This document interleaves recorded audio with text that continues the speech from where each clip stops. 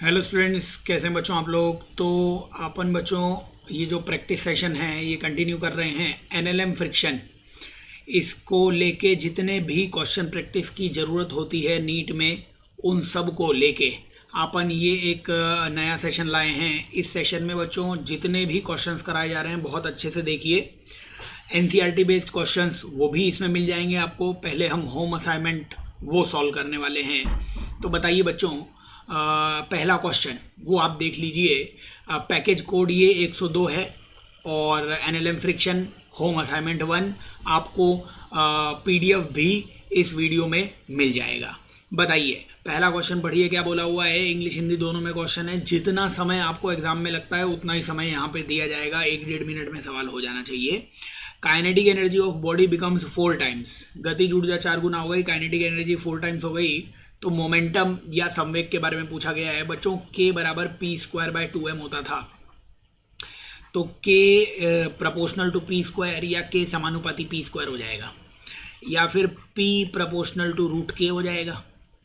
और k की जगह तुम 4 टाइम्स लिख सकते हो, तो k हो गया 4 टाइम्स, तो √4 टाइम्स यानी p हो जाएगा 2 टाइम्स, यानी दोगुना हो जाएगा।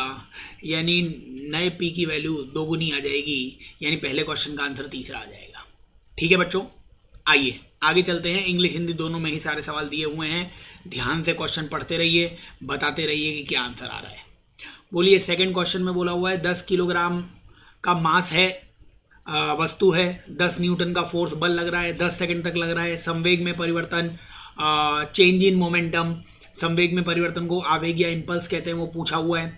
बच्चों ये बताइए कि अगर हम यहाँ पे क्या निकालना है, डेल्टा पी निकालना है हमें। डेल्टा पी मतलब M we minus M U ये भी होता है, और डेल्टा पी जो होता है बच्चों वो इंटीग्रेशन एफ डी टी भी होता है। ये दोनों ही इम्पल्स की इक्वेशन हैं, ये अपने को पता होनी चाहिए। अब तुम बहुत तरीके से ये सवाल कर सकते हो, अपन बिल्कुल आसानी से ये सवाल बता देते हैं। देखिए मैं ये फॉर्मूला लगा देता हूँ, इंटीग्रेशन एफ डी टी। अब फोर्स कांस्टेंट है तो फोर्स बाहर आ गया, फोर्स नहीं है तो फोर्स बाहर आ गया। इंटीग्रेशन डी टी, तो ये एफ इंटू टी बन जाएगा बच्चों। फोर्स कितना दिया हुआ है 10, टाइम भी कितना दिया हुआ है 10, फोर्स भी दिया हुआ है 10, टाइम भी दिया हुआ है 10। 10 इंटू 10 करोगे 100 बच्चों। इस क्वेश्चन का आंसर आ गया, सेकंड क्वेश्चन का आंसर फर्स्ट आ जाएगा। ठीक है, वेग वेलोसिटी वगैरह निकाल सकते थे बट फॉर्मूलेज पता है तो डायरेक्टली आंसर आ जाएगा सेकंड क्वेश्चन का। थर्ड क्वेश्चन पे आ जाओ बच्चों। बोलिए थर्ड क्वेश्चन में क्या बोला हुआ है। 2 बॉडीज हैं जिनकी काइनेटिक एनर्जी का रेशियो 4:1 दिया हुआ है। गतिज ऊर्जा 4:1, moving with equal linear momentum, ratio of mass पूछा हुआ है बच्चों। क्या k = p²/2m होता है। फिजिक्स में सवाल करोगे कैसे आप देखो क्या क्या दिया हुआ है। गतिज ऊर्जा या काइनेटिक एनर्जी दी हुई है, संवेग या मोमेंटम दिया हुआ है, मास या द्रव्यमान पूछा हुआ है। एक फॉर्मूला सोचो जिसमें ये सारी चीज़ें आती हों। यही करना है अपने को नीट में, और कुछ नहीं करना है। बताओ यहाँ पे क्वेश्चन ने बोला है संवेग या मोमेंटम सेम है तो p हटा दो, तो ऐसा करने पर k और m व्युत्क्रमानुपाती इन्वर्सली प्रोपोर्शनल आ जाएगा। तो k1/k2 की वैल्यू m2/m1 आ जाएगी। तो k के उल्टे रेशियो में m आ जाएगा, तो m क्या आ जाएगा, k के उल्टे रेशियो में इन्वर्सली प्रोपोर्शनल। तो k का रेशियो 4:1 था, तो मास का रेशियो 1:4 आ जाएगा। थर्ड क्वेश्चन का आंसर 4th आ जाएगा बेटा जी। ठीक है, आगे चलिए नेक्स्ट क्वेश्चन की तरफ चलिए। एनएलएम फ्रिक्शन बहुत स्कोरिंग टॉपिक है, बहुत इंटरेस्टिंग टॉपिक है, बताते चलिए। नेक्स्ट क्वेश्चन में बोला है momentum of the body is increased by 100%। संवेग को 100% बढ़ा दिया जाता है। Percentage increase in kinetic energy पूछी हुई है बच्चों। बहुत तरीके से कर सकते हो इसे। ये बताओ पहले k बराबर p²/2m, ये फॉर्मूला अपन ने लिख लिया क्योंकि क्वेश्चन ने क्या क्या दिया हुआ है। संवेग या मोमेंटम में चेंज दिया हुआ है, काइनेटिक एनर्जी पूछी हुई है, k और p में ये रिलेशन। मास के बारे में कुछ नहीं लिखा हुआ तो मैंने हटा लिया, k प्रोपोर्शनल टू p² लिख दिया यहाँ पे। अब यहाँ से लिखने के बाद या तो मन ही मन तुम सवाल करो या फिर मैथ्स लगाओ। चलो पहले मैं मैथ्स लगा देता हूँ। k1/k2 बराबर p1/p2 का होल स्क्वायर। जब भी परसेंटेज चेंज 5% से ज़्यादा होगा हम ये 1-2-1-2 किया करेंगे। ठीक है, इसमें 1 वाली क्वांटिटी को इनिशियल या प्रारंभिक राशि मानना, और 1 मतलब सारी प्रारंभिक राशियाँ, सारी इनिशियल वैल्यूज तुम 100 मान लेना। k1 भी 100 है, p1 भी 100 है। k2 लास्ट में कितना हो गया, k2 पता नहीं है, लेकिन मोमेंटम कितना हो गया 100% बढ़ गया। बच्चों हम 1 जैसे ये K1 लिखा P1 लिखा, इसको हम क्या मानते हैं? प्रारंभिक गतिज ऊर्जा, प्रारंभिक संवेग। हम इसे इनिशियल काइनेटिक एनर्जी और इनिशियल मोमेंटम मानते हैं। इसको इनिशियली मानते हैं और इनिशियल सारी वैल्यू 100 मानते हैं। इनिशियल सारी वैल्यू 100 इसलिए मानते हैं क्योंकि 100 का 13% 13 ही होता है, 100 का 30% 30 ही होता है। 100 को 30% से बढ़ाना हो तो 100 में 30 जोड़ दो, 100 में 18% घटाना हो तो 100 में 18 माइनस कर दो। इसलिए इनिशियल क्वांटिटीज को हमेशा तुम क्या मानना? 100 मानना। अब बताओ मोमेंटम लास्ट में 100% बढ़ा दिया तो 100 का 100% 100 ही होता है, तो 100 में 100 जोड़ोगे तो लास्ट में मोमेंटम या संवेग कितना हो जाएगा? 200 हो जाएगा। इसका स्क्वायर दिया हुआ है, ये 2 0 से 2 0 कैंसिल हो गया, तो K2 की वैल्यू यहाँ से बेटा जी कितनी आ जाएगी? 400 आ जाएगी, क्योंकि ये 2 का स्क्वायर 100 से मल्टीप्लाई हो गया। अब ये फाइनल काइनेटिक एनर्जी आ गई। याद रखना परसेंटेज चेंज का फॉर्मूला होता था final minus initial upon initial into 100, लेकिन इनिशियल तो हम सबको 100 मानते हैं, तो जब तुम इनिशियल की जगह 100 रखोगे तो फॉर्मूला क्या बनेगा? Final minus 100 upon 100 into 100। ये 100 से 100 कैंसिल हो जाएगा, तो इसको हम 100 वाला मेथड कहते हैं। 1 to 1 2 खेलना मतलब 100 वाला मेथड। इसमें तुम्हारा फाइनल आंसर कितना आया था? 400 आया था ना, लेकिन परसेंटेज चेंज निकालने के लिए 100 माइनस करना मत भूलना। 400 माइनस 100 300 आंसर। अगर प्लस में आंसर आए तो इंक्रीज हो रहा होगा, माइनस में आंसर आए डिक्रीज हो रहा होगा। खैर यहाँ पे तो 300 में एक ही आंसर था, फोर्थ क्वेश्चन का आंसर फोर्थ ही आ जाएगा। अच्छा, इसे डायरेक्टली भी आप कर सकते थे जब K proportional to P square आया। अब मोमेंटम को 100% से बढ़ाया। बच्चों 100% से बढ़ाने का मतलब क्या होता है? 100% मतलब उतना ही ऐड कर दो।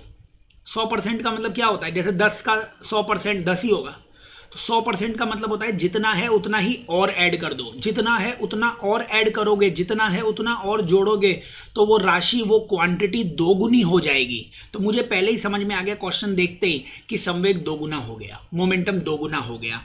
तो यहां पे मैंने लिख दिया कि 2 टाइम्स, दोगुना। 2 गुने का स्क्वायर तो K कितना हो गया? 4 गुना हो गया। अगर कोई चीज 4 गुना हो गई तो वो कितना बढ़ गई? 3 गुना बढ़ गई भाई। पहले तो K था ही, उसमें 3 गुना जोड़ूंगा तभी तो 4 गुना हो जाएगा। 3 गुना बढ़ने का मतलब 300%। अब आपको अगर ये कंफर्टेबल हैं कि टाइम्स को, गुने को क्या कहते हैं तो ठीक है, वरना मैथ्स भी बताइए, ये वैसे सॉल्व कर लेना। ठीक है, खैर हो जाएगा। सवाल बहुत आसान सवाल था, बट आते हैं ऐसे सवाल हर चैप्टर में। ठीक है, अच्छे से देखो इन्हें। फोर्थ के आगे चलो बेटा जी, 5th क्वेश्चन में आ जाओ। चलो 5th क्वेश्चन में क्या बोला हुआ है कि 5 ग्राम की मूविंग बुलेट है, 5 ग्राम की गोली है, 100 मीटर पर सेकेंड से जा रही है, 6 सेंटीमीटर तक जाती है, एवरेज फोर्स बल निकालना है। अब ये बताओ, आपको फोर्स निकालना है, मास दिया हुआ है। जब भी क्वेश्चन में आए तो सोचो क्या निकालना है। क्वेश्चन ने बोला फोर्स निकालना है, मास दिया हुआ है, बोलो फोर्स निकालना है, मास दिया हुआ है, तो इक्वेशन ही है कि F = ma। अब मास तो दिया हुआ है, मतलब A निकालना है। A कैसे निकालोगे बच्चों? इक्वेशन लगा देना, v² - u² = 2as। ये हमने इक्वेशन लगाई, अंत में गोली रुक गई, अंत में वेलोसिटी 0, शुरुआत में वेलोसिटी कितनी है? 100, तो 100 का स्क्वायर कर देना बराबर 2। A की जगह -a लिख देना। -a इसलिए क्योंकि गोली रुक रही है तो मंदन होगा, रिटार्डेशन होगा, तो -a। डिस्प्लेसमेंट s कितना दिया हुआ है? 6/100 दिया हुआ है। तो ये A की वैल्यू कितनी दिख रही है मेरे को यहाँ से? 100 × 100 अपॉन 12 ये दिख रही है, क्योंकि ये 100 भी दूसरी तरफ चला जाएगा, तो ये अपने पास A आ जाएगा। इसको अगर फोर्स निकालूंगा तो m × a करना पड़ेगा। m का मान कितना है? 5 ग्राम, मतलब 5/1000। और A की वैल्यू कितनी निकाली है? 100 × 100 अपॉन 12, ये आंसर आएगा। तो ये 3 0 से 1 2 और 3 0 कैंसिल, तो 5000/12, 5000/12 बेटा जी इसका आंसर है। तो 12 4 जा 48 होता है, 4 में आंसर ही एक दिख रहा है मेरे को, इसलिए आगे मैंने कुछ लिखा ही नहीं। 5th का आंसर 2nd आ गया। बाकी इसे सॉल्व कर सकते थे, 417 के लगभग इसका आंसर आ जाएगा। तो 12 4 जा 48 होता है। तो याद आप ये कर लेना, जब भी क्वेश्चन आए तो राशियां या क्वांटिटीज पहचानिए कि कौन सी राशियां दी हुई हैं, उस हिसाब से फॉर्मूले लगाएंगे तो आंसर बनते चलेंगे। ठीक है, चलो 5th क्वेश्चन के आगे चलो, 6th क्वेश्चन पे आ जाओ। बोलो 6th क्वेश्चन देखो अच्छे से, इंग्लिश हिंदी दोनों में क्वेश्चन है, साथ में अटेम्प्ट करो, वीडियो को पॉज करो, पहले दिमाग लगाओ, नहीं सॉल्व हो तो सॉल्यूशन तो मिल ही रहा है आपको, उसके बाद सॉल्यूशन देखो। क्वेश्चन ने क्या बोला हुआ है? एक विमी गति स्ट्रेट लाइन मोशन में आपको इक्वेशन दी हुई है P = a + bt²। आपको संवेग या मोमेंटम की इक्वेशन दी हुई है, बल बताना है बच्चों, फोर्स बताना है। अब ये बताओ, ये जो P दिया हुआ है ये औसत संवेग दिया हुआ है कि ताक्षणिक संवेग दिया हुआ है? ये इंस्टेंटेनियस मोमेंटम है कि एवरेज मोमेंटम है? बच्चों ये इंस्टेंटेनियस या ताक्षणिक मोमेंटम या संवेग बोलना पड़ेगा। जब टी की वैल्यू 1 डालोगे तो 1 सेकंड का मोमेंटम या संवेग मिलेगा, टी की वैल्यू 2 डालोगे तो 2 सेकंड का मोमेंटम मिलेगा, मतलब हर इंस्टेंस का मोमेंटम मिल रहा है, तो ये इंस्टेंटेनियस है। तो फोर्स भी इंस्टेंटेनियस कैसे निकालेंगे? फोर्स या बल का फॉर्मूला dp/dt, इसका अवकलन ए का डिफरेंशिएशन 0, बी का b, टी स्क्वायर का 2t, तो f की वैल्यू आ गई 2b × t। तो बल समानुपाती है समय के, बल प्रोपोर्शनल है टी के। थर्ड इस क्वेश्चन का आंसर आ जाएगा हमारे पास। ठीक है, बड़े आसान सा सवाल है, वक्र या ग्राफ इसका स्ट्रेट लाइन होगा। 6th क्वेश्चन का आंसर। आगे चलो बेटा जी, 7th क्वेश्चन पे आ जाओ। बोलो 7th क्वेश्चन को ध्यान से देखो। 7th क्वेश्चन में बोला हुआ है 100 किलोग्राम, तो 100 किलोग्राम का द्रव्यमान, 100 किलोग्राम का मास दिया हुआ है, 5 मीटर पर सेकंड से ये चल रहा है। मैकेनिक्स 11th की फिजिक्स 12th की फिजिक्स जब भी करें एक रफ स्केच बना लें, बार बार सवाल ना पड़े, है ना। तो ये 5 मीटर पर सेकंड से चल रहा है। वाहन को 1/10 सेकंड में रोकने के लिए विपरीत दिशा में, अब हमें इसे रोकना है, तो 1/10 सेकंड में इसकी फाइनल वेलोसिटी, अंतिम वेग कितना करना है? 0। हमें बल फोर्स पूछा गया है, कितना फोर्स आ जाएगा। अब बड़ी आसानी से क्वेश्चन सॉल्व हो सकता है। क्या फोर्स का फॉर्मूला dp/dt होता है? होता है, लेकिन ये ताक्षणिक या इंस्टेंटेनियस होता है। एवरेज फोर्स का फॉर्मूला बेटा जी क्या होता है? औसत बल का फॉर्मूला क्या होता है? ΔP/t। डेल्टा पी का मतलब P final minus P initial by T। बच्चों गाड़ी बाद में रुक गई तो अंतिम संवेग, फाइनल मोमेंटम 0 हो गया क्योंकि फाइनल वेलोसिटी 0 थी, है ना। तो आंसर आ गया minus P initial by T। Minus P initial संवेग प्रारंभ में m × u/t माइनस m कितना है? 100। u चाल कितनी है शुरुआत में, स्पीड कितनी है? 5, और टाइम कितना है? 1/10। तो ये मेरे को -5000 न्यूटन दिख रहा है, यानी आंसर 5000 आ गया। माइनस क्यों आया है बेटा जी? हमने u को यहाँ पे u को किस में लिखा है? प्लस में लिखा है, प्लस में लिखा है ना। तो जिस भी डायरेक्शन में u था उसकी अपोजिट डायरेक्शन में फोर्स लगाने पे ये रुका होगा, इसीलिए माइनस में आंसर आ रहा है। माइनस हमें बता रहा है कि प्रारंभिक चाल के विपरीत बल लगाया होगा, माइनस हमें ये बता रहा है कि इनिशियल वेलोसिटी के अपोजिट तुमने फोर्स लगाया होगा, तभी तो गाड़ी रुकेगी।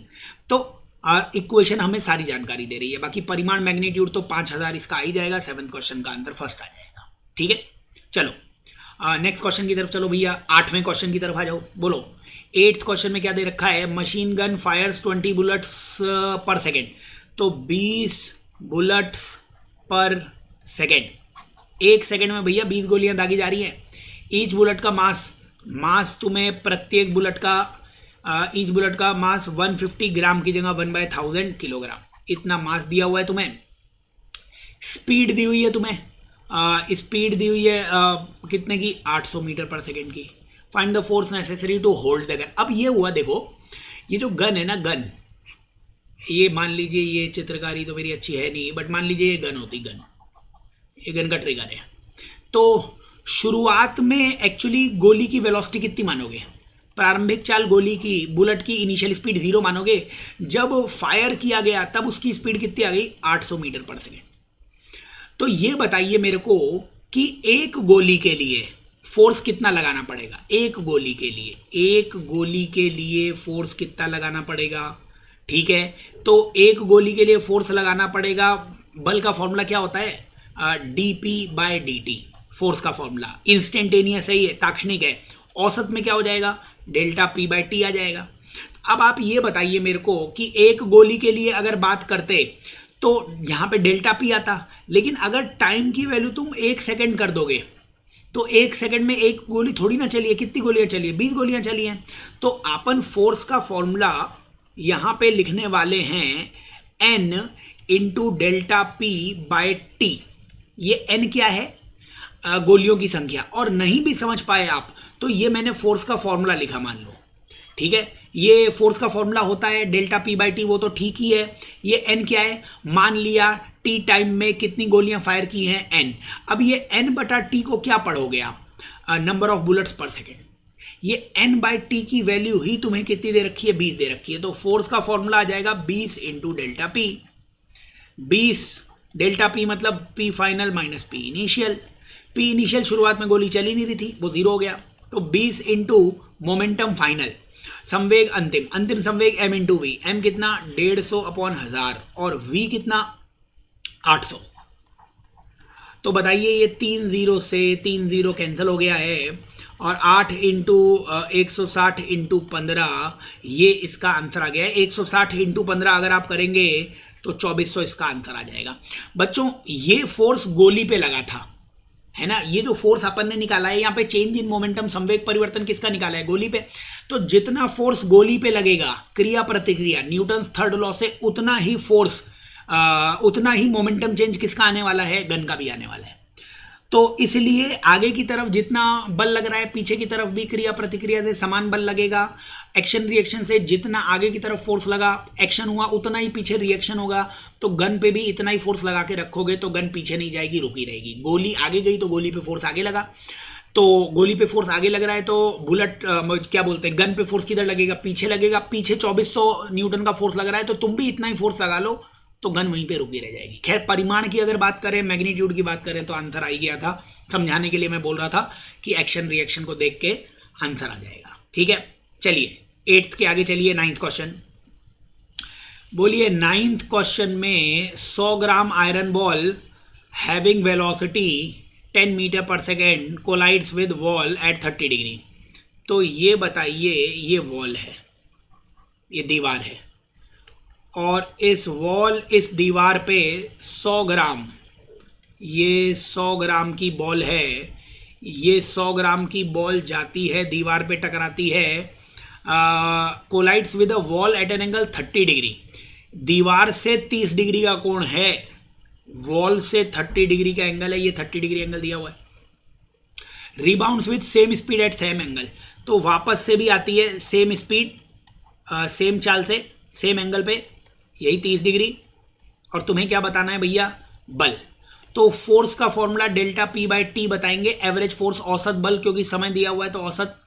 तो संवेग में परिवर्तन कैसे निकालोगे बच्चों, कंपोनेंट करो। देखो यहाँ पे इस डायरेक्शन में मोमेंटम एम वी होता अगर, तो आप ध्यान से अगर देखेंगे तो आपको समझ में आएगा ये एंगल भी कितना आ जाएगा, 30 डिग्री, है ना। जेड दिख रहा है यहाँ पे, ये आगे ले जाके इसे ऐसे अगर मैं जोड़ूँ तो जेड दिख रहा है एक, और z में हमेशा एंगल क्या होता है, सेम होता है।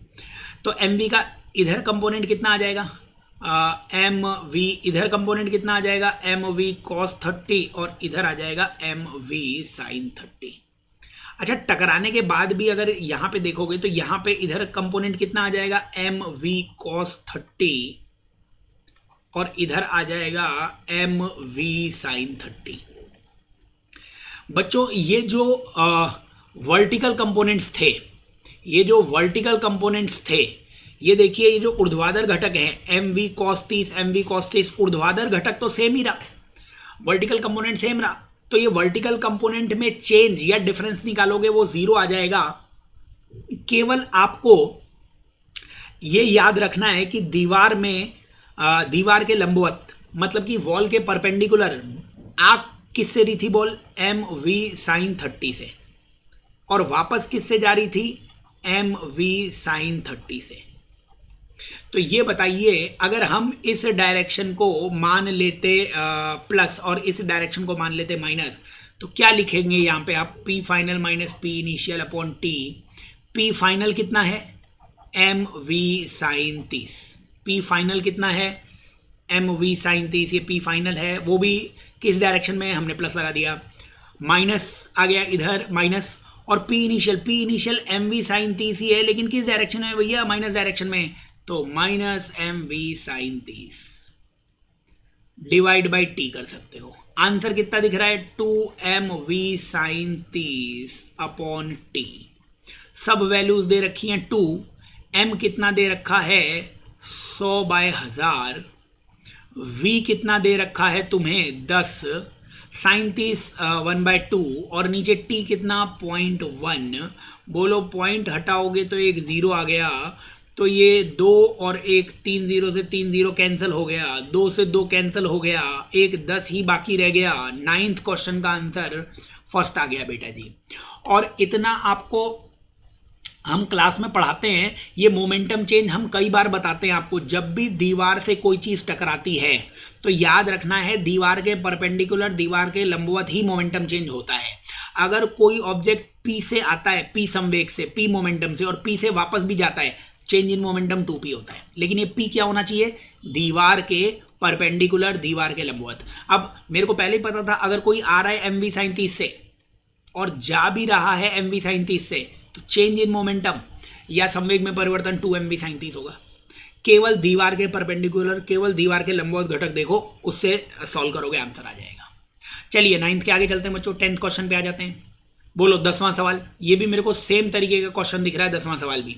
बोलिए 10वें क्वेश्चन में वापस से बोलिए, एक द्रव की धारा जिसका अनुप्रस्थ परिच्छेदीय क्षेत्रफल a है, एक दीवार से थीटा कोण, मतलब ये बताइए एक जेट है, जेट एक पाइप है, पाइप, तो पाइप का ये जो एरिया दिया हुआ है, पाइप का एरिया कितना दिया हुआ है, ए दिया हुआ है, तो वो पाइप का एरिया ए है, तो इस पाइप, ये पाइप मान लिया, इस पाइप का एरिया ए है, यहाँ से पानी बाहर निकलेगा और पानी फिर से कितना एंगल बनाता है, थीटा एंगल बनाता है।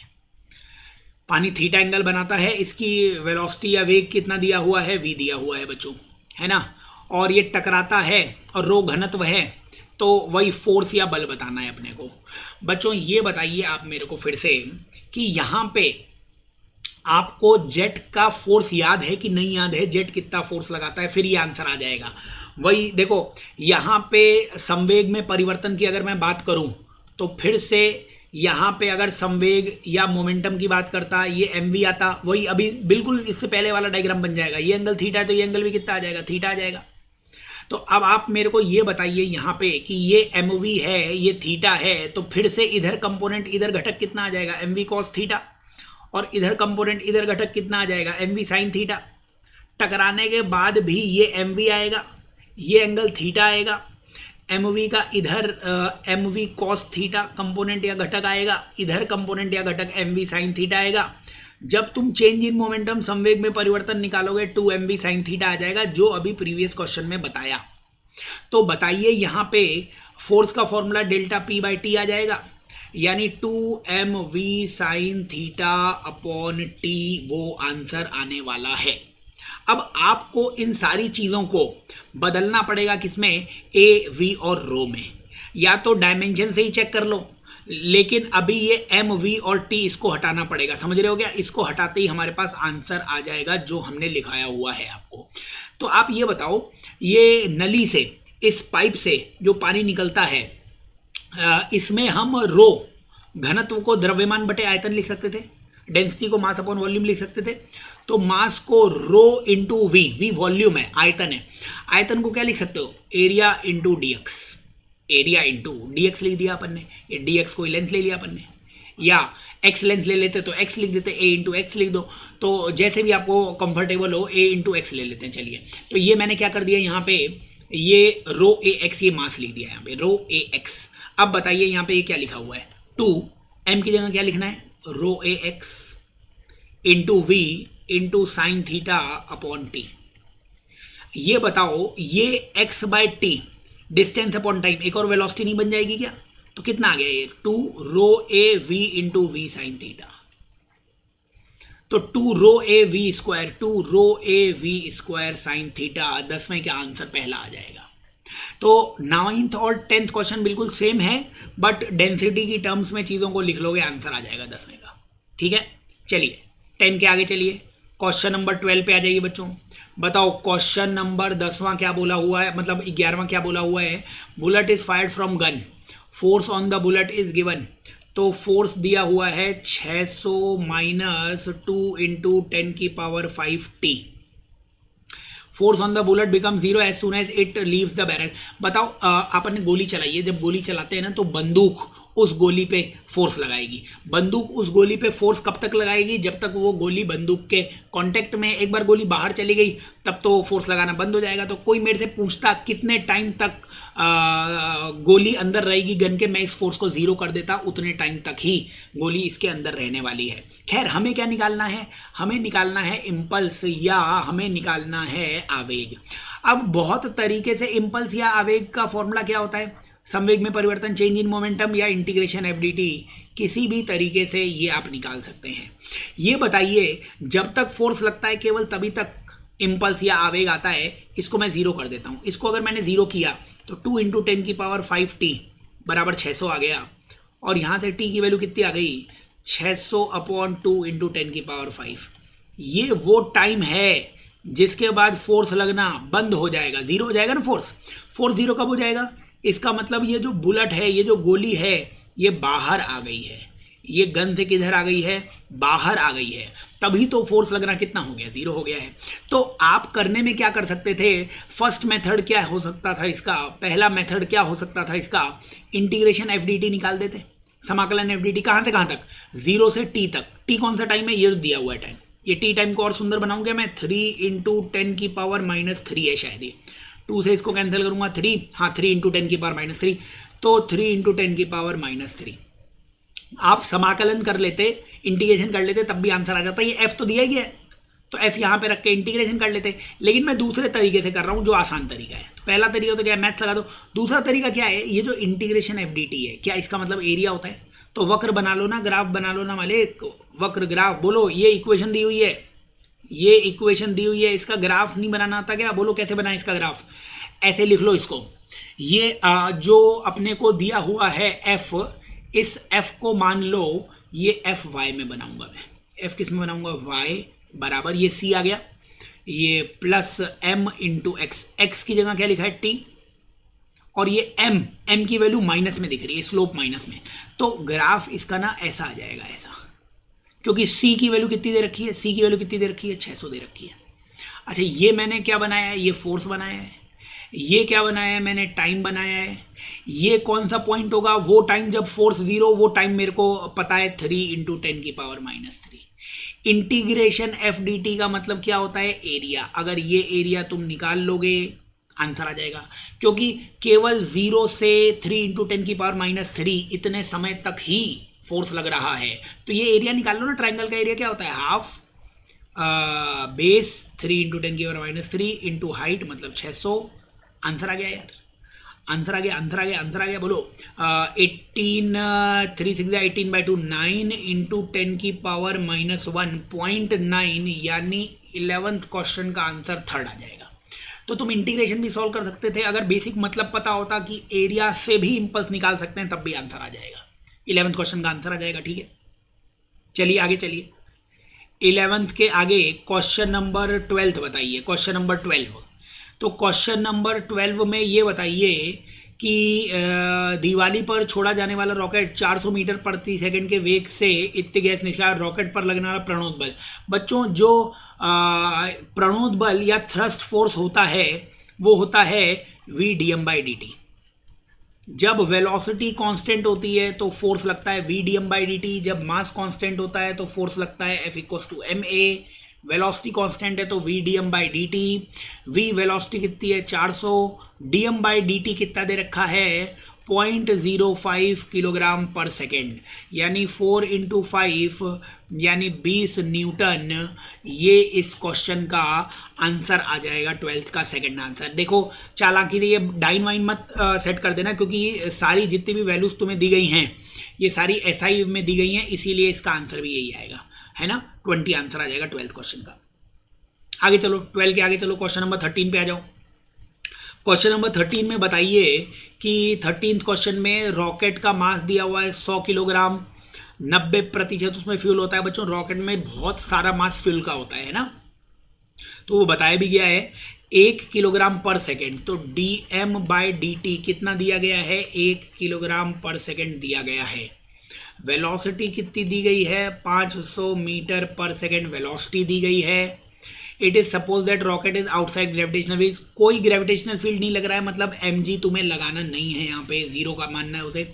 इनिशियल अपथ्रस्ट बताना है, तो रॉकेट जब ऊपर चलना चालू होगा तो ऊपर प्रणोद बल या थ्रस्ट फोर्स लगेगा, अभी बताया था v dm/dt ये लगेगा। v की वैल्यू कितनी है भाई, v की वैल्यू कितनी है 500, dm/dt कितना है 1, तो 1 × 500, 13th क्वेश्चन का आंसर सेकंड आ जाएगा बच्चों।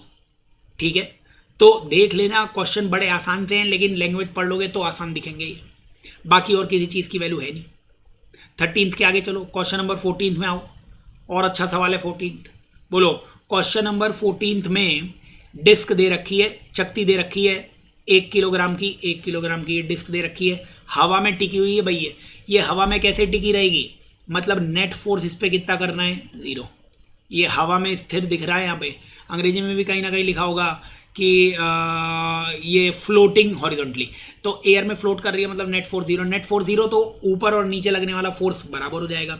अब ऊपर फोर्स लगाएगा कौन, दिया होगा इसमें कुछ ना कुछ, उससे नीचे से 10 गोली प्रति सेकंड। अच्छा अब देखो, इसमें हमने नीचे से गोली मारी वी वेलोसिटी से, वी वेग से, तो जब गोली ऊपर जाएगी तो उसका संवेग mv होगा, जब गोली टकराकर नीचे आएगी तब भी उसका संवेग, उसका मोमेंटम mv होगा। तो दीवार वाला क्वेश्चन किया था ना, कोई p से जा रहा है और p से आ रहा है तो संवेग में परिवर्तन 2p होता था। तो ये जो डिस्क है, ये जो चकती है, इसमें गोली ऊपर गई mv से, नीचे भी आई mv से, तो चेंज इन मोमेंटम कितने का हुआ 2mv का। तो गोली के टकराने के कारण गोलियों ने इस पर फोर्स ऊपर लगाया। कितना फोर्स ऊपर लगाया, डेल्टा p/t फोर्स लगाया। डेल्टा p/t वो फोर्स ऊपर लग रहा है, नीचे क्या लग रहा है mg लग रहा है। बराबर कीजिए इन्हें, डेल्टा p/t को किसके बराबर कीजिए, mg के बराबर। अगर समझाने की बात करूं मैं, देखो थोड़ा समझा भी देता हूं, आंसर तो आ ही जाएगा। खैर, ये जो क्या बोलते हैं डिस्क है ना, इस डिस्क पे जब गोली ऊपर आई तो डिस्क ने, चकती ने गोली पे फोर्स किधर लगाया, नीचे। गोली पर फोर्स किधर लगा, नीचे, तभी तो गोली टकराने के बाद नीचे गई। नीचे क्यों गई गोली, क्योंकि वो ऊपर आ रही थी गोली, तो डिस्क ने, चकती ने उसे नीचे मारा, तो डिस्क ने किधर फोर्स लगाया, नीचे। अब डिस्क ने फोर्स नीचे लगाया है, तो क्रिया प्रतिक्रिया, एक्शन रिएक्शन के कारण गोली ने चकती पर या डिस्क पर फोर्स किधर लगाया होगा, ऊपर लगाया होगा। कितना लगाया होगा, डेल्टा p/t लगाया होगा। बताइए, हम मान लेते हैं ये डेल्टा p/t तो एक गोली के लिए था, n गोलियों के लिए n डेल्टा p/t आ जाएगा। बोलो, इसमें सारी वैल्यूज डाल दो यार, इसमें सारी वैल्यूज डाल दो, आंसर अपने आप आ जाएगा। क्वेश्चन में पढ़ो क्या बोला गया है कि 10 गोली प्रति सेकंड, ये n/t जो है इसको हम क्या बोल सकते थे, n/t को गोली प्रति सेकंड बोल सकते थे। एक बार बच्चों मैं देख लेता हूँ, थोड़ी सी लाइट चली गई है, क्या हम विजिबल हैं। अगर हम विजिबल हैं ठीक तरीके से तो फिर अपन कंटिन्यू करते हैं। बिल्कुल विजिबल हैं अपन, तो कंटिन्यू किया जा सकता है। तो अपन इसको फिर से कंटिन्यू कर लेते हैं। एक बार थोड़ा सा शायद दिक्कत आई हो तो, लेकिन कंटिन्यू किया जा सकता है। बोलिए बच्चों, बताइए। तो अपन किस क्वेश्चन में थे, यहाँ पे n/t आ गया था, तो बताओ n/t मतलब गोली प्रति सेकंड कितनी है, 10 गोली प्रति सेकंड, तो n/t की वैल्यू 10 आ जाएगी। डेल्टा p 2mv लिखना पड़ेगा। 2mv क्यों लिखना पड़ेगा, गोली ऊपर भी जा रही है mv से, नीचे भी आ रही है mv से, तो 2mv आ जाएगा। बताया था ना, दीवार पे कोई p से जाए, p से वापस आए तो 2p आता है मोमेंटम, है ना, वही है। बराबर mg, m कितना है 1, g कितना है, g को g लिख देते हैं। बताओ, इसे सॉल्व करोगे अगर तो ये कितना दिख रहा है 20 × m। गोली का m कितना दे रखा है 0.05। गोली की वेलोसिटी कितनी दे रखी है, अच्छा वही तो निकालनी है। बराबर g में क्यों नहीं लिख रहा हूँ, क्योंकि मेरे को सारे 98 मतलब g की वैल्यू में 9.8 लिखने वाला हूँ। पहले 20 को 0.5 से मल्टीप्लाई करो, ये बताओ। तो ये 0.5 मतलब कितना आ जाएगा, 2 × 0.5 × v बराबर g, यानी v की वैल्यू g के बराबर आ जाएगी। v की वैल्यू g के बराबर, इसका मतलब आंसर आ जाएगा 9.8। 14th का आंसर थर्ड आ जाएगा बेटा जी। तो क्वेश्चन अच्छे से सॉल्व कर लेना, बहुत आसान सवाल है, और बार बार करोगे क्वेश्चंस, मज़ा भी आएगा और डॉक्टर बनोगे वो अलग। आइए क्वेश्चन नंबर 15 पे आ जाइए। बोलिए, क्वेश्चन नंबर 15 को ध्यान से देखने पे आपको समझ में आएगा। 15 नंबर के क्वेश्चन ने बोला है 0.3 किलोग्राम की कोई वस्तु है जिस पर फोर्स लग रहा है -kx का। k की वैल्यू दे रखी है, त्वरण पूछा हुआ है, इसमें कुछ क्वेश्चन करना ही नहीं है तो मैं डायरेक्शन तो छोड़ दो एक बार। फोर्स की वैल्यू मैं के एक्स लिख रहा हूँ, माइनस क्यों नहीं लिख रहा, मेरे से केवल परिमाण मैग्नीट्यूड पूछा गया है।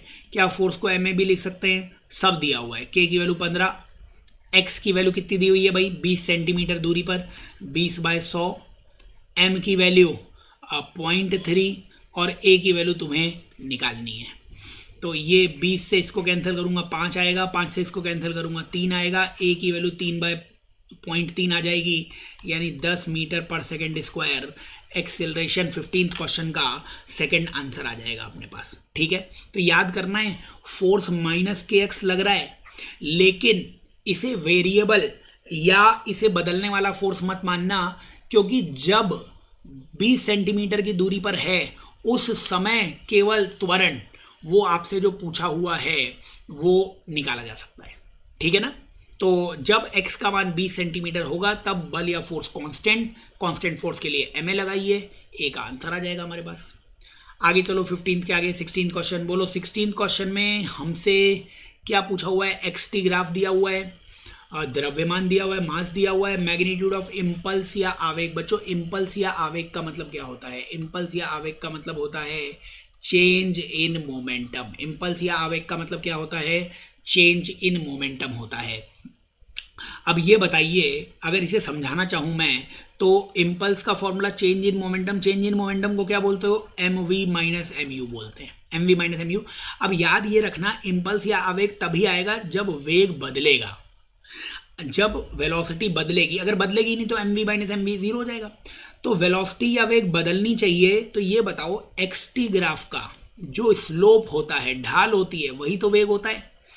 तो इम्पल्स या आवेग कहाँ कहाँ मिलेगा, देखो इस पॉइंट पर इम्पल्स या आवेग मिलेगा, क्योंकि इससे पहले ढाल, इससे पहले स्लोप पॉजिटिव है, इसके बाद ढाल या स्लोप नेगेटिव है। ढाल या स्लोप क्यों देख रहा हूँ मैं, क्योंकि स्लोप चेंज हुआ मतलब इस पॉइंट पे वेलोसिटी चेंज हुई, वेलोसिटी चेंज हुई मतलब इम्पल्स आ गया। क्या इस पॉइंट पर भी इम्पल्स आएगा, हाँ, इस पॉइंट से पहले स्लोप माइनस है, इस पॉइंट के बाद स्लोप फिर प्लस हो जाएगा। क्या इस पॉइंट पे भी इम्पल्स आएगा, बिल्कुल। इस पॉइंट पे भी इम्पल्स आएगा, बिल्कुल। तो आपसे ये एग्जाम के एक्सरसाइज में भी क्वेश्चन आया हुआ है, आपसे पूछेगा कितने समय के बाद इम्पल्स मिलता है, हर 2 सेकंड के बाद। यहाँ देखो 2 सेकंड के बाद, 2 से 4, हर 2 सेकंड के बाद इम्पल्स आता है। कैसे पता लग रहा है इम्पल्स का, बच्चों इम्पल्स का मतलब होता है वेलोसिटी किस पॉइंट पे चेंज हुई है। वेलोसिटी यहाँ पे कैसे देखेंगे, स्लोप से देखेंगे। तो सबसे पहली बात तो इम्पल्स कहाँ कहाँ पे मिल रहा है वो देख लेना। अब तुम 2 सेकंड पर इम्पल्स की वैल्यू देख लो। अपने को वैसे परिमाण निकालना है, किसी भी बिंदु पर मैग्नीट्यूड निकालना है। तो ये बताइए कि अपन इस ग्राफ को सुंदर बनाते हुए बता दो मेरे को, इस लाइन का स्लोप कितना होगा, इस लाइन का स्लोप या ढाल कितनी होती है, टेन थीटा। टेन थीटा मतलब परपेंडिकुलर अपॉन बेस, लंब बटे आधार। इसका लंब कितना, परपेंडिकुलर कितना है 2, बेस कितना है वो भी 2, तो 2/2 यानी 1 भी किसमें, +1 आएगा बच्चों स्लोप। प्लस क्यों, क्योंकि ये लाइन किधर झुकी हुई थी, इस डायरेक्शन में झुकी हुई थी। चलिए ये बताइए मेरे को, ध्यान से देख के बताइए इस लाइन का स्लोप कितना आएगा, इस लाइन का स्लोप। बच्चों इस लाइन का स्लोप आने वाला है माइनस में। क्यों आने वाला है माइनस में, क्योंकि ये लाइन किधर झुकी हुई है, नेगेटिव एक्स एक्सिस की तरफ झुकी हुई है।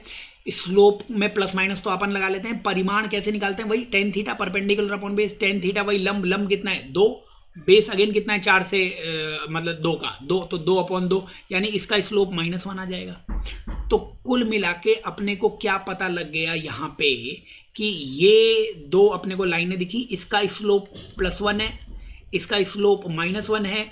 स्लोप मतलब वेलोसिटी मतलब वेग। इस पॉइंट के आगे जो भी दिख रहा है उसे मैं फाइनल वेलोसिटी बोलूंगा, इस पॉइंट से पहले जो भी दिख रहा है वो इनिशियल वेलोसिटी। बच्चों इसी पॉइंट पे इंपल्स मिलेगा। इंपल्स कितना होगा, mv final minus mv initial.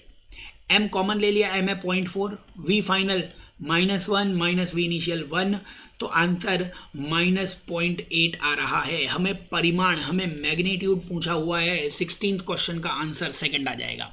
याद ये करना है बच्चों तुम्हें कि इंपल्स का मतलब होता है किस बिंदु पर वेग बदला है। जिस बिंदु पर वेग बदला है उसी बिंदु पर, जिस बिंदु पर वेलोसिटी बदली है उसी पॉइंट पर इंपल्स आएगा, तो आंसर आ जाएगा इसका। ठीक है, चलो 16 के आगे चलो, क्वेश्चन नंबर 17 पे आ जाओ बच्चों।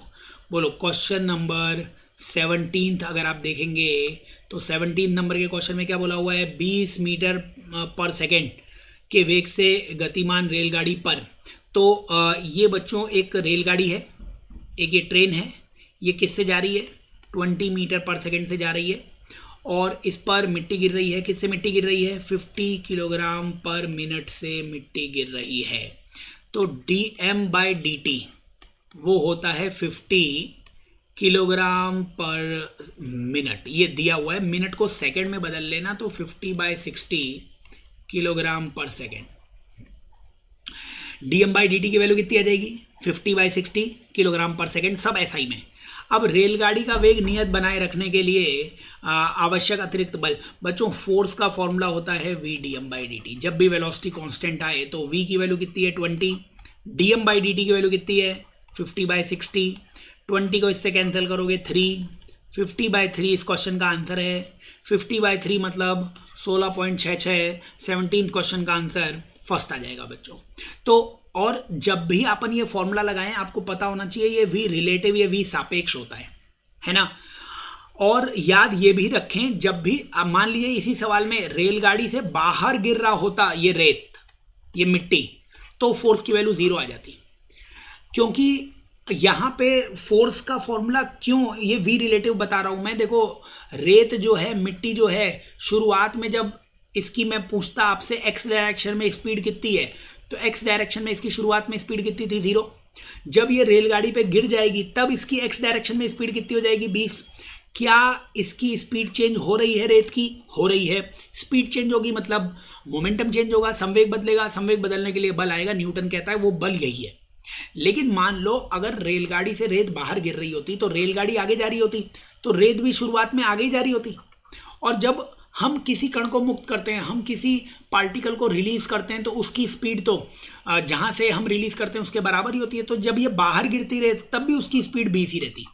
तो क्या बाहर गिरने वाली रेत की मोमेंटम में चेंज हुआ, संवेग में चेंज हुआ, नहीं हुआ। संवेग में चेंज नहीं हुआ तो बल की जरूरत नहीं पड़ी। तो याद रखना, जब अंदर आ रही है कोई वस्तु तब तो बल की जरूरत होती है, लेकिन जब बाहर जा रही होती है तब बल या फोर्स की जरूरत नहीं होती है। चलिए 17th के आगे चलिए, क्वेश्चन नंबर 18 पे चलिए। तो क्वेश्चन नंबर 18 में अगर आप देखेंगे तो student attempts to pull himself by tugging on his hair, he will not succeed. बच्चों ये एक बालक है, हमने इसे बहुत ही मोटिवेट कर दिया, इसने अपने ही हाथ से अपने बाल पकड़ लिए और अपने आप को उठा रहा है। बच्चों ये पूरा एक सिस्टम दिख रहा है मेरे को, इस सिस्टम में एक्सटर्नल फोर्स 0 है, बाहर से कोई बल ही नहीं लग रहा है। इसने अपने बालों पे बल लगाया तो बालों पे फोर्स या बल ऊपर, हाथ पे फोर्स या बल नीचे, तो कुल फोर्स कितना हो जाएगा, 0 हो जाएगा। तो क्योंकि फोर्स सारे इंटरनल हैं इसलिए ये ऊपर नहीं जाएगा।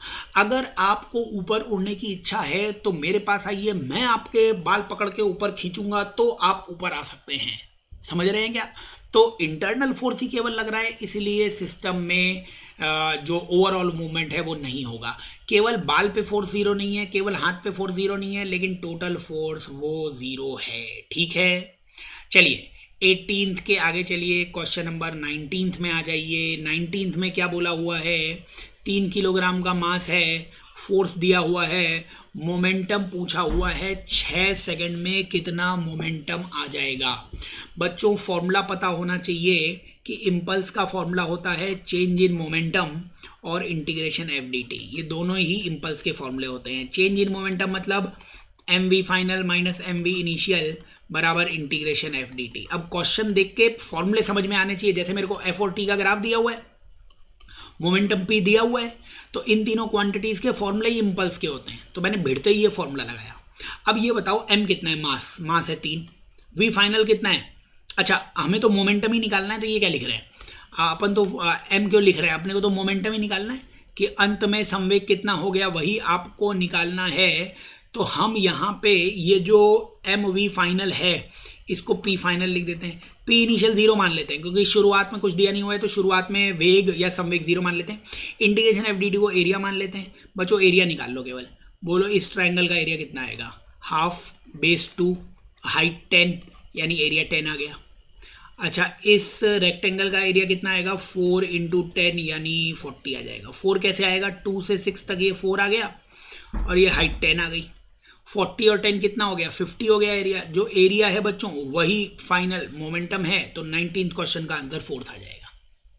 ठीक है, चलिए 19th के आगे चलिए, क्वेश्चन नंबर 20 पे आ जाइए। बोलिए क्वेश्चन नंबर 20 में क्या बोला हुआ है, an object with mass 10 kilogram moves at constant speed 10 metre पर सेकेंड। ये 10 किलोग्राम है और ये मूव कर रहा है किससे, 10 मीटर पर सेकेंड से मूव कर रहा है। Constant force acts for 4 second on object and give speed 2 metre पर सेकेंड इन अपोजिट डायरेक्शन। अब मान लो ये डायरेक्शन प्लस होती, मान लिया हमने, तो इस पर कोई फोर्स लगा 4 सेकंड तक और बाद में इसकी वेलोसिटी 2 मीटर पर सेकंड हो गई, किसमें, अपोजिट डायरेक्शन में।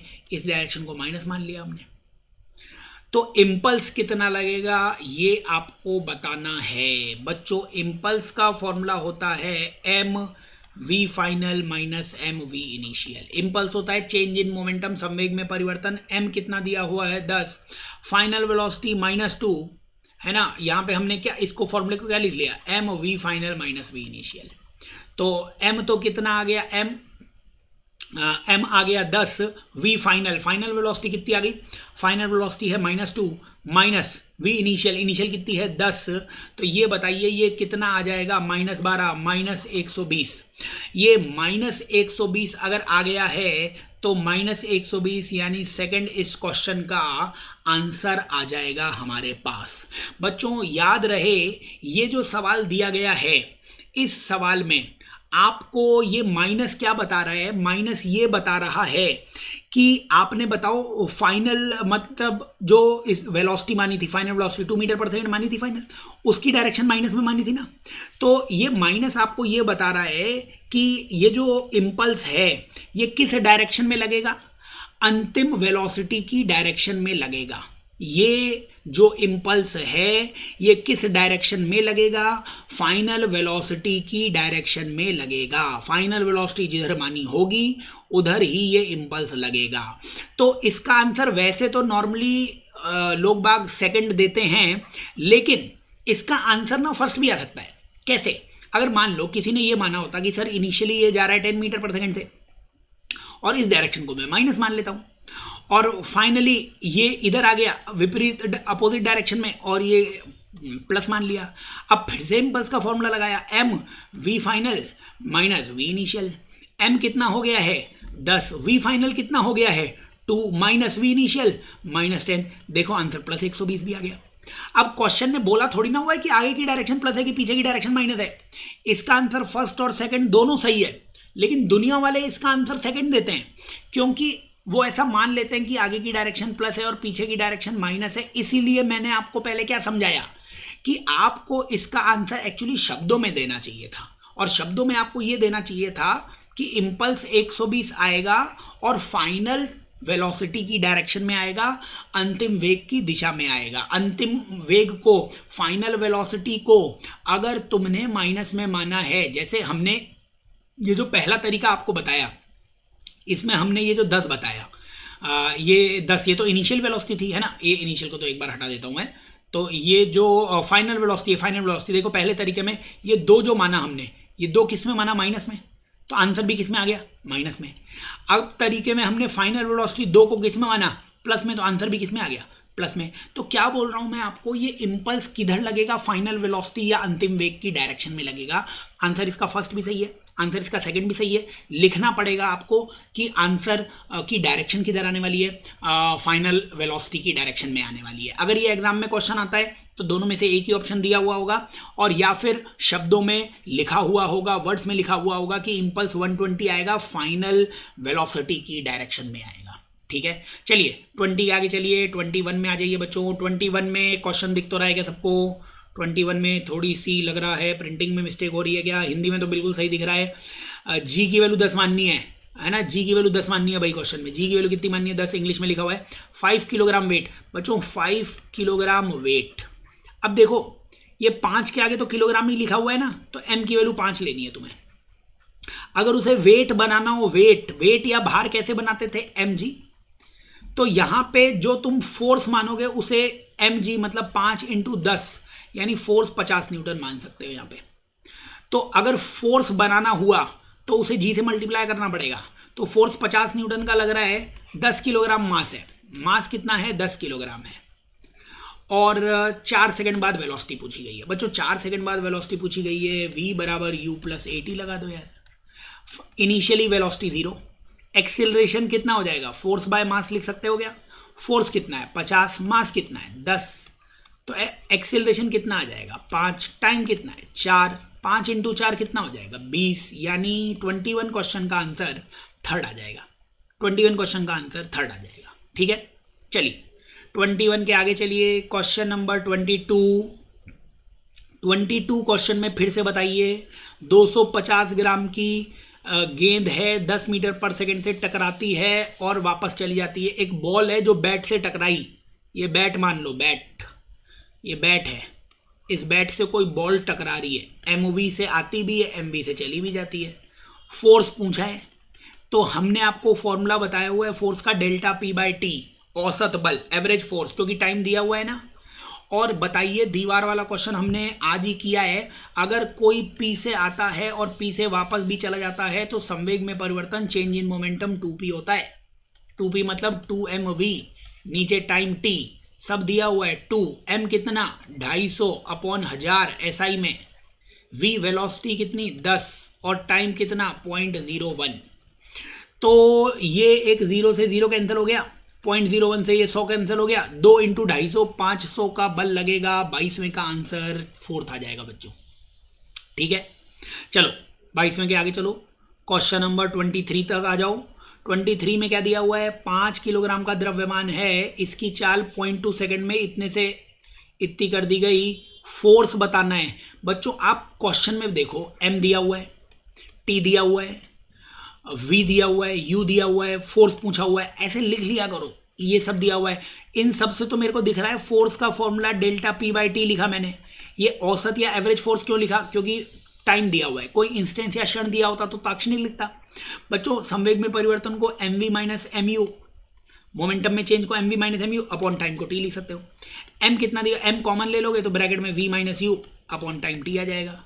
क्या लिखूं मैं? m की जगह क्या लिखूं? 5। नीचे t की जगह क्या लिखूं? 0.2। वेलोसिटी कितनी हो गई? 65 माइनस 15 सेंटीमीटर है वो, सेंटीमीटर। तो इसलिए इसे 10⁻⁻² से मल्टीप्लाई कर देना। बोलो पॉइंट हटाओगे तो ये ऊपर कितना आ गया? 0 आ गया। तो कितना बचा? 50 इंटू 65 माइनस 15 भी 50 इंटू 10⁻⁻² अपॉन 2। तो ये 2 0 से ये 2 0 कैंसिल, 25/2 12.5। 23वें क्वेश्चन का आंसर फर्स्ट आ जाएगा बच्चों। ठीक है, देख लो कौन सी क्वांटिटीज राशियां दी गई हैं, फॉर्मूला सोचोगे आंसर आ जाएगा। चलिए 24वें नंबर पे आ जाइए। प्रश्न नंबर 24 पे बताइए। 24 पे 1000 kilogram is moving with velocity 10 metre पर सेकेंड। एक आर्मी का व्हीकल है, टैंक है भैया, भारतीय सेना का टैंक, 1000 किलोग्राम का। आगे चल रहा है किससे? 10 मीटर पर सेकेंड से आगे चल रहा है। और acted upon a forward force, तो इस पे इंजन के कारण आगे फोर्स कितना लग रहा है? 1000 न्यूटन का आगे फोर्स लग रहा है इंजन के कारण। और रिटार्डिंग फोर्स, पीछे की तरफ फोर्स फ्रिक्शन के कारण घर्षण का बल कितना लग रहा है? 500 न्यूटन लग रहा है। तो 10 सेकंड में इसकी वेलोसिटी या वेग बताना है बच्चों। ये बताओ, क्या v बराबर u प्लस AT लगा दूं मैं यहाँ पे? अंतिम वेग, फाइनल वेलोसिटी पूछी हुई है। प्रारंभिक वेग 10 दिया हुआ है। a कितना आएगा बच्चों? a ये बताओ, आगे 1000 लगाए, पीछे 500 लगाए, यानी कि नेट फोर्स कुल बल आ जाएगा 1000 माइनस 500 यानी 500। फोर्स को मैंने ma के बराबर कर दिया, m 1000 इंटू a। तो a की वैल्यू मेरे को 1/2 दिख रही है, a की जगह 1/2। टाइम कितना दे रखा है? 10 सेकेंड।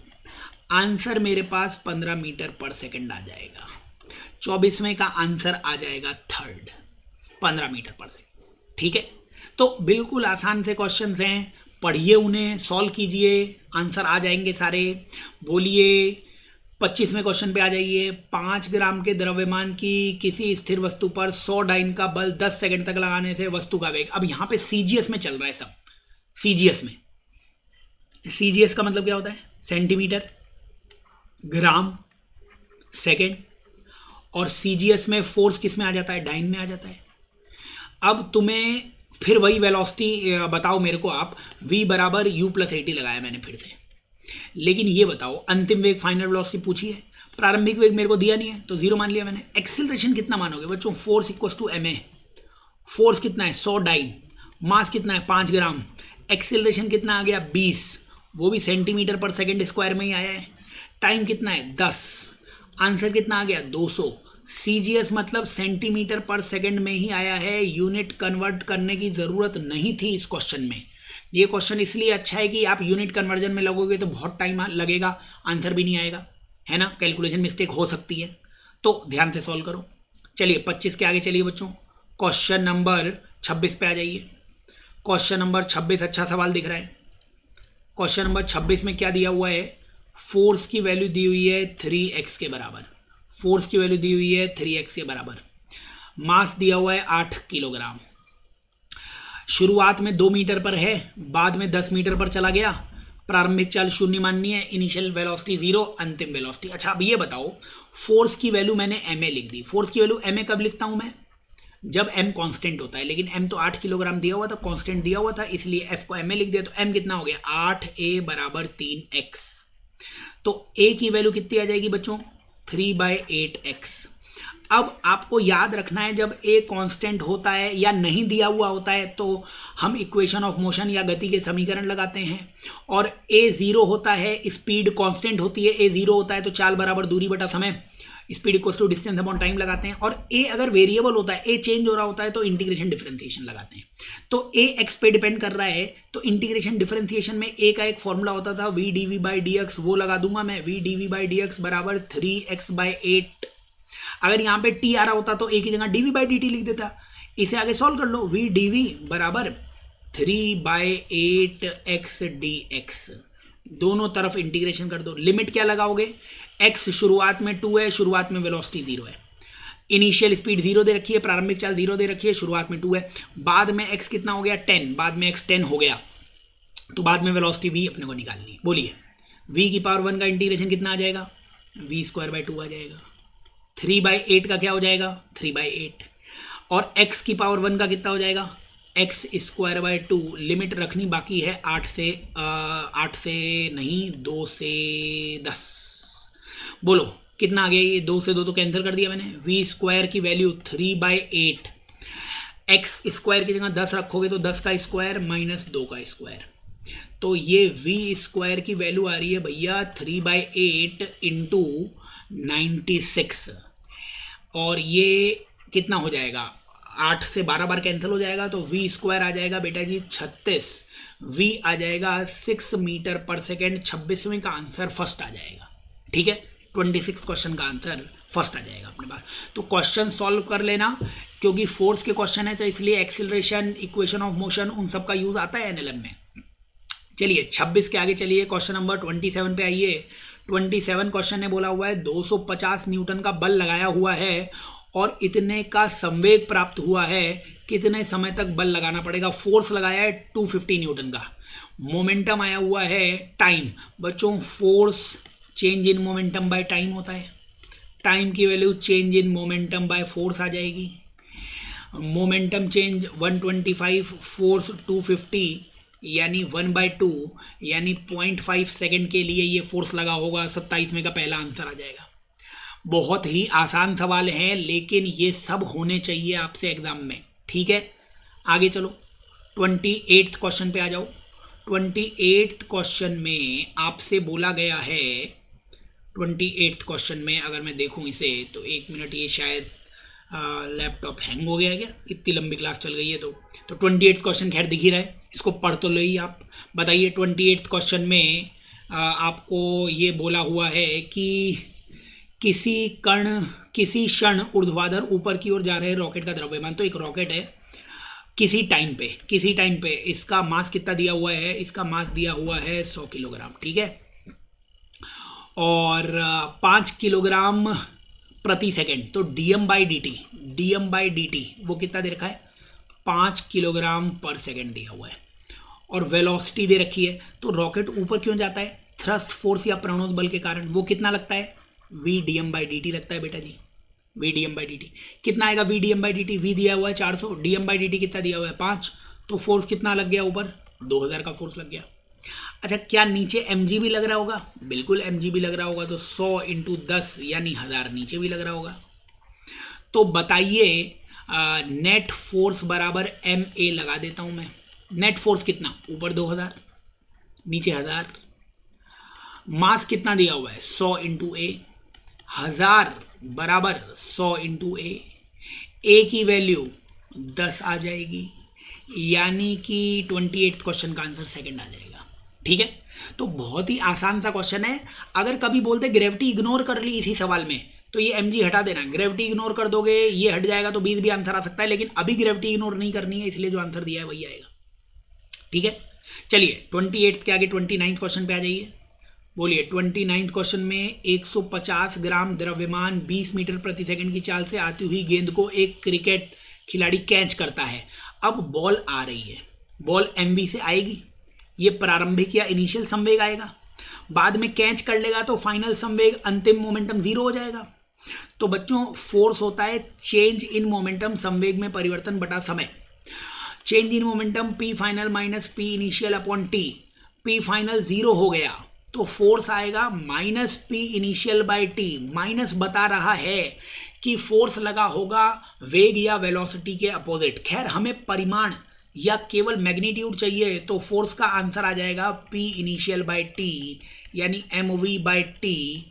एम कितना है 150 अपॉन 1000 है ना, किलोग्राम में रख लेना, 150 ग्राम। वी कितना है 20 और टाइम कितना है 0.1, पॉइंट हटाओगे ऊपर 0 आ जाएगा, 3 0 से ये 3 0 कैंसिल हो गया, 15 इंटू 2 30, 29वें क्वेश्चन का आंसर सेकंड आ जाएगा बच्चों। ठीक है, आइए होम असाइनमेंट का आखिरी सवाल करते हैं। होम असाइनमेंट 1 का जो आखिरी क्वेश्चन है 30th नंबर का क्वेश्चन है वो, और अपन सॉल्व करके देख लेते हैं कि इस क्वेश्चन का आंसर क्या आने वाला है। तो जब भी आप एनएलएम या फ्रिक्शन के कोई भी सवाल करें बेटा जी, उनको ध्यान से पढ़ें, क्वेश्चंस में कोई खास बात नहीं मिलने वाली है, आपको प्रैक्टिस बहुत करनी पड़ेगी, है ना। प्रैक्टिस करें ताकि चीज़ें बिल्कुल आसानी से तुम्हें समझ में आने लग जाए। क्वेश्चन में पढ़ लेना, क्वेश्चन में बोला हुआ है कि rocket with lift of mass, मतलब रॉकेट जब ऊपर चलने के लिए तैयार हुआ तब शुरुआत में उसका मास, उसका द्रव्यमान कितना मानना है। ये रॉकेट है, ये रॉकेट का मास या द्रव्यमान 3.5 इंटू 10 की पावर 4 मानना है, विद इनिशियल एक्सेलरेशन 10 मीटर पर सेकेंड स्क्वायर। तो शुरुआत में इसका एक्सेलरेशन कितना दिया हुआ है, वो दिया हुआ है 10 मीटर पर सेकेंड स्क्वायर। तो इनिशियल प्रणोदबल, बच्चों प्रणोदबल ऊपर लगता है एफ, प्रणोदबल या थ्रस्ट फोर्स का फॉर्मूला होता है v D M by D t. अब या तो v D M by D t दिया होता, नहीं दिया होता है तो एफ बी डी से निकालो। देखो एफ ऊपर लग गया तो नीचे क्या लगेगा, एम जी लगेगा। तो क्या इक्वेशन होती थी, नेट फोर्स बराबर एम ए, ये इक्वेशन होती थी नेट फोर्स बराबर एम ए। अगर ये नेट फोर्स बराबर एम ए अपने पास इक्वेशन होती थी तो नेट फोर्स में ऊपर तो लग रहा होगा एफ, थ्रस्ट फोर्स या प्रणोदबल, वो लग रहा होगा एफ, और नीचे क्या लग रहा होगा, एम जी लग रहा होगा। तो ऊपर की तरफ फोर्स लगा थ्रस्ट फोर्स, जो तुम्हें फाइंड आउट करना है, इधर लिख देता हूं ताकि नजर आ जाए। थ्रस्ट फोर्स ऊपर एफ, नीचे माइनस एम जी बराबर एम ए। तो एफ की वैल्यू कितनी आ जाएगी यहां से, m g plus m a, यानी फोर्स की वैल्यू कितनी आ जाएगी, m times g plus a. M कितना दिया हुआ है 3.5 इंटू 10 की पावर 4, जी की वैल्यू भी 10 है बेटा, ए की वैल्यू भी 10 है, 10 प्लस 10 इंटू 20 कर दो, पॉइंट से हटाओगे 0 हट जाएगा, 35 इंटू 2 70 इंटू 10 की पावर 4 या 7 इंटू 10 की पावर 5, थर्ड इस क्वेश्चन का आंसर आ जाएगा। होम असाइनमेंट 1 पैकेज कोड 102 में जो फर्स्ट होम असाइनमेंट है एनएलएम का वो आपको करा दिया है, इसकी पीडीएफ भी आपको वीडियो में मिल जाएगी। अच्छे से पढ़ते रहें बच्चों, और best of luck for your future.